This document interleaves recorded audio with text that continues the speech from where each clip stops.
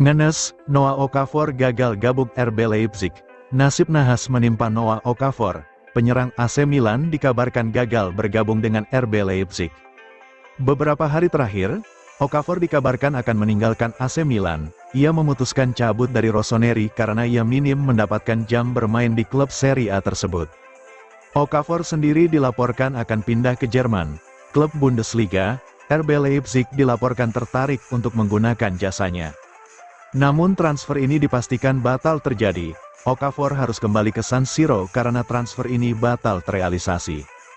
Pada hari Senin, tanggal 13 Januari tahun 2025, kemarin, Okafor sebenarnya sudah bertolak ke Jerman. Ia mendapatkan izin dari manajemen AC Milan untuk pergi ke kota Leipzig. Ia dijadwalkan untuk menjalani tes medis di sana. Setelah tes medis, Okafor akan melakukan penandatanganan kontrak dan diperkenalkan sebagai pemain baru dari Rotenbullen. Namun ternyata tes medis yang dijalani Okafor di Leipzig tidak berjalan mulus.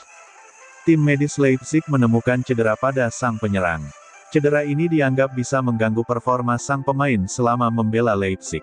Jadi mereka menyarankan manajemen Leipzig untuk membatalkan Okafor, dan mereka mengambil keputusan itu.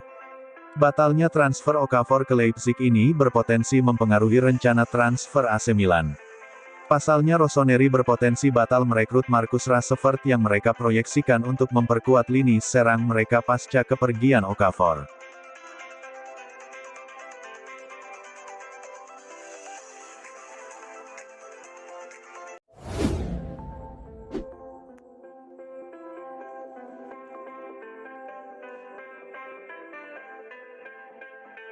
Aturan non-UE paksa AC Milan untuk hanya memilih salah satu dari Marcus Rashford atau Kyle Walker. AC Milan menghadapi situasi sulit di bursa transfer Januari terkait kemungkinan merekrut Marcus Rashford atau Kyle Walker, karena peraturan Serie A yang membatasi pendaftaran pemain non-Uni Eropa.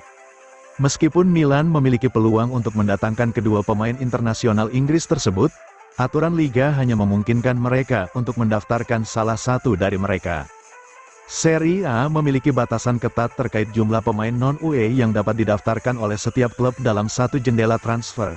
Setiap klub hanya dapat mendaftarkan 2 pemain non-UE baru di setiap jendela transfer.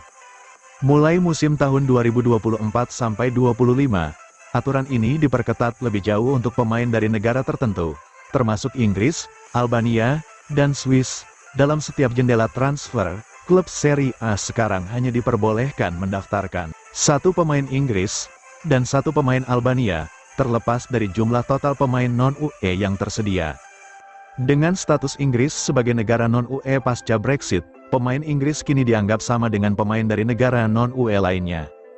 Karena Marcus Rashford dan Kyle Walker sama-sama berasal dari Inggris, Milan hanya dapat mendaftarkan salah satu dari mereka di skuad Serie A mereka pada Januari. Hal ini berlaku bahkan jika Milan berhasil mencapai kesepakatan finansial untuk mendatangkan keduanya. Milan harus memutuskan siapa yang lebih dibutuhkan oleh tim, berdasarkan kebutuhan mendesak mereka. Rashford dapat memberikan tambahan daya serang yang signifikan, terutama dengan kemampuan bermain di berbagai posisi di lini depan. Kehadirannya akan membantu Milan mengatasi masalah konsistensi dalam mencetak gol dan memberikan opsi serangan yang lebih dinamis. Walker, di sisi lain, akan memperkuat lini pertahanan Milan, khususnya di posisi bek sayap. Dengan pengalaman dan kecepatannya, ia bisa menjadi tambahan yang berharga untuk memperkuat sisi kanan pertahanan Milan yang kadang rentan.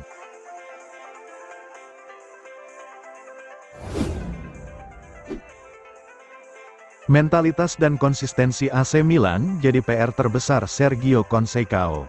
Pelatih baru AC Milan, Sergio Conceição, kini telah berada di klub selama 2 minggu. Meski ia berhasil mempersembahkan trofi Supercoppa Italiana, hasil imbang 1-1 melawan Cagliari di Serie A menunjukkan bahwa pekerjaan besar masih menantinya, terutama dalam hal konsistensi dan mentalitas tim. Setelah pertandingan melawan Cagliari, Conceição tidak menahan diri untuk mengkritik performa timnya. Ia menyebut babak pertama sebagai babak terburuk sejak saya melatih. Pernyataan ini mencerminkan rasa frustrasinya terhadap pendekatan tim yang gagal menampilkan intensitas dan kualitas yang diharapkan.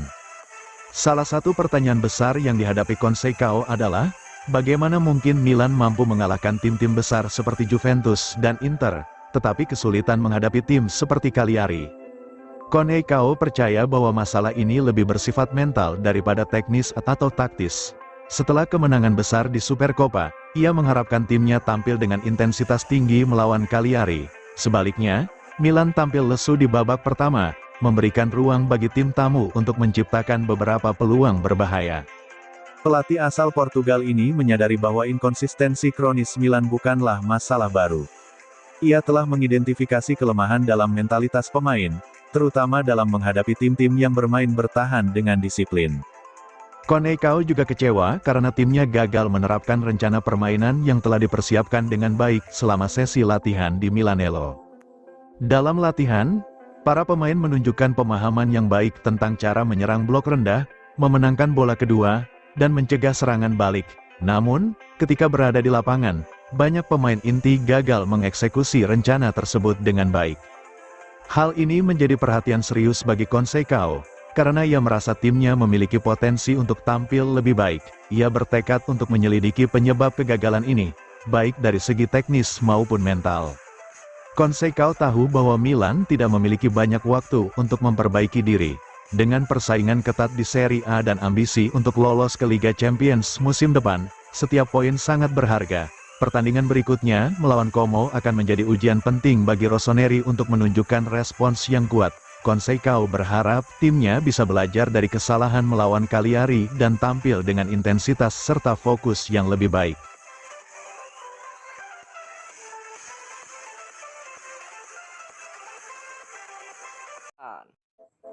AC Milan bersiap hadapi Como 1907. Como dan AC Milan akan bertemu di Giuseppe Sinigaglia pada laga tunda pekan ke-19 Serie A 2024/2025. Pertandingan Liga Italia antara Como vs AC Milan ini dijadwalkan kick-off Rabu, tanggal 15 Januari tahun 2025, jam 0.30 waktu Indonesia Barat. Como masih berjuang di papan bawah. Sejauh ini, tim promosi yang dilatih Cesc Fabregas tersebut baru mampu mengemas 4 kemenangan. Pada laga terakhirnya, Como meraih hasil yang cukup memuaskan. 1 gol Patrick Cutrone membawa Como menahan Lazio 1-1 Olimpico. Sama seperti Como, Milan, yang kini ditangani pelatih baru Sergio Konseikao, juga bermain imbang 1-1 di laga terakhir mereka. Hasil kontra Cagliari itu terbilang sangat mengecewakan. Pasalnya, hasil itu mereka raih di kandang setelah sempat unggul lewat gol Alvaro Morata.